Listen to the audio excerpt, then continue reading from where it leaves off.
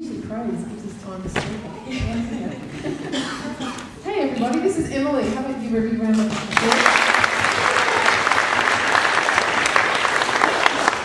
You've been part of New Directions since January?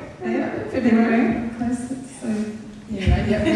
So you've got two gorgeous children. You've got Isabel and Jonas. And can you tell us about some of the things that were going through your head when you first had James? James has just turned 4, hasn't he? Yeah, he's 2. Thank you. I guess the first thing when I had James was this amazing love for this child, like far out, like you just don't know what it is, but this is awesome. This child is mine and I just love him. Yep. And at that time, this was a child, and you said, I would do anything for him. Yep. I would die for this child. Yep. But those thoughts get your head to a place that's like, well, if I do have to die for it, what happens to me? What happens? Like, is that it? Is there more? And if there is more, you want to go to the right place.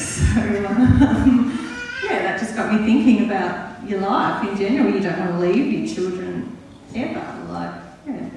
So you sort of had these two thoughts. There's something amazing that's out there that's given me these gorgeous kids, and then you had Isabel, who's 2. Yes. And then, but it was also like, what's going to happen to me if I do have to sacrifice everything for these kids? Yeah. What's going to happen to me? So whereabouts did those thoughts take you? I guess I had to begin to think, well, is there God? Is there a God in this world? What's the truth? What's the truth out there? So I wanted to find out. Yeah. And how did you find some of those answers?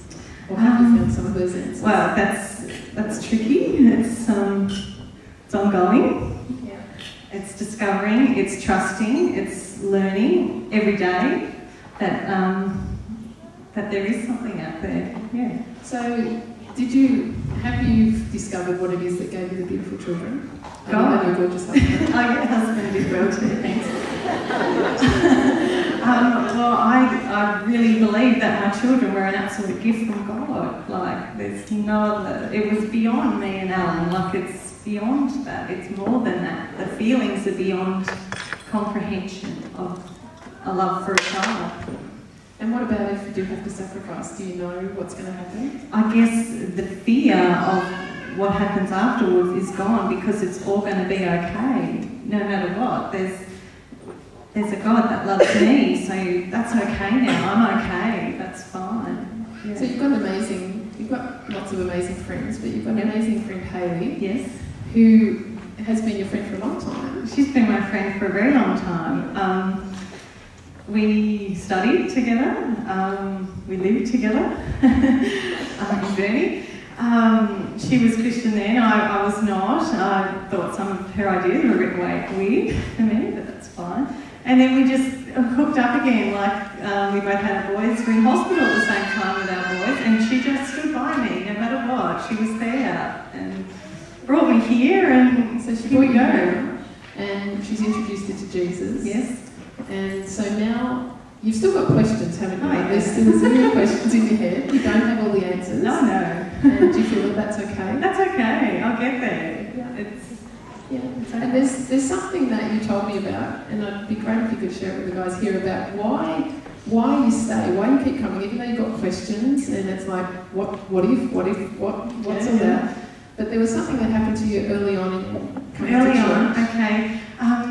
When I first became a Christian, I didn't understand that God loved me no matter what. I couldn't comprehend that. It just didn't seem, I couldn't understand it. And the beautiful Kathy, wherever she is, we had a beautiful prayer together, and she gave me this awesome word about how much God loved me. No matter what, He loved me. He was there with me all the time, through life, forever. Yeah. So that foundation, or that word from Kathy, has just helped you to stay grounded and go, yeah, God loves me. Yeah, just have to keep coming back to that whenever things are feeling dark in my head or I'm worried. I just have to come back to that and trust that, and everything is okay. So you're reading the Bible, you're trusting on what God has said to you. I'm trying. Like the rest of us. Is life different now to to what it was, say, this time last year? I guess there's an awareness for God in my life, and there's an awareness He's there for everyone as well. Now, I'm not going to ask you if you're a better wife, because I can pick Helen up, but do you think you're a better mum? Definitely.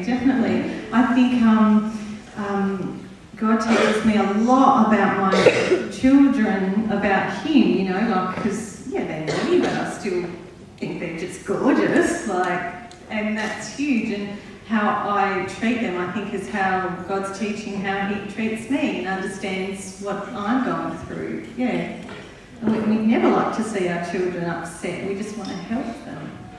So just like God sees you, that's how you want to see your kids. And He's teaching you through it. True, And I really say that. I think when I had children, I grew a heart. That's what happened. So it became more about them rather than about love. And you're also involved in MOPS. Yes. Why do MOPS? What's the motivation about doing MOPS? Just for those who don't know, MOPS is Mothers of Preschoolers. Preschoolers, thank you. Because it's just a lovely environment for mums to come and feel that love and support and guidance through our journey as mothers. I think it's really important. And there's girls there who are still discovering who gave them their children. Yes, that's right, and that's a huge thing for us that have discovered God. It's huge to help these other mums come to Jesus as well. Let's give her a big round of applause. Thank you so much.